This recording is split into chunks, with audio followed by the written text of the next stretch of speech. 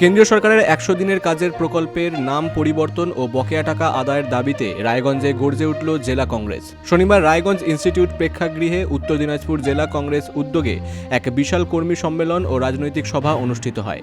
এই কর্মসূচিতে প্রধান বক্তা হিসেবে উপস্থিত ছিলেন প্রদেশ কংগ্রেস সভাপতি শুভঙ্কর সরকার। সম্মেলনে কেন্দ্রের বিজেপি সরকারের তীব্র সমালোচনা করে শুভঙ্কর সরকার বলেন, আমাদের প্রত্যেকটি জেলায় আমরা জেলার নেতৃবর্গ এবং কর্মীদের সঙ্গে আমরা ইন্টারাকশন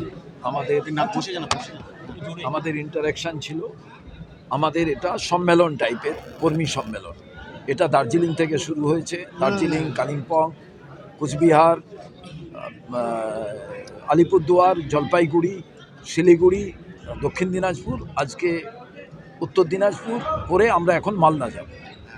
সম্মেলনের মধ্যে দিয়ে আপনারা কি করতে চাইছেন? আমরা যে সামগ্রিকভাবে বাংলার যে অরাজকতা চলছে, দেশের যে অরাজকতা চলছে, কর্মীরা কোনো জায়গায় বলছে, কোনো জায়গায় আমরা তাদের কাছে শুনতে চাইছি, বলছি।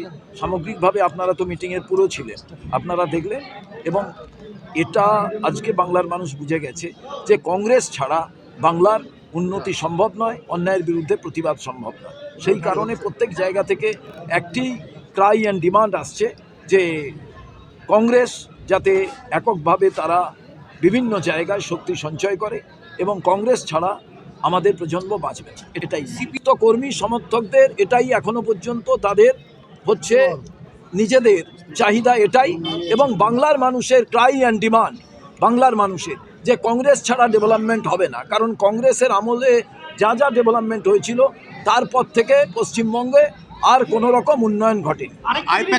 প্রার্থী বাছাইয়ের ক্ষেত্রে বা লড়াইয়ের ক্ষেত্রে, জোটের ক্ষেত্রে, আসল সমঝোতার ক্ষেত্রে যা ঠিক করবে রাজ্য থেকেই ঠিক হবে, রাজ্য বা কেন্দ্রীয় কথা বলে স্থানীয় স্তরে ঠিক হবে, একদম স্থানীয় স্তরে। কারণ আমরা একেবারে লোয়ার ডেমোক্রেসিতে বিশ্বাস করি, গ্রাসরুট ডেমোক্রেসিতে বিশ্বাস করি। এদিনের সম্মেলনে জেলার বিভিন্ন প্রান্ত থেকে কয়েক হাজার কংগ্রেস কর্মী সমর্থক যোগ দেন। সবার শেষে এক সাংবাদিক সম্মেলনে প্রদেশ কংগ্রেস সভাপতি স্পষ্ট জানান, এই গণবিরোধী সিদ্ধান্তের বিরুদ্ধে কংগ্রেস জেলা জুড়ে লাগাতার আন্দোলন চালিয়ে যাবে।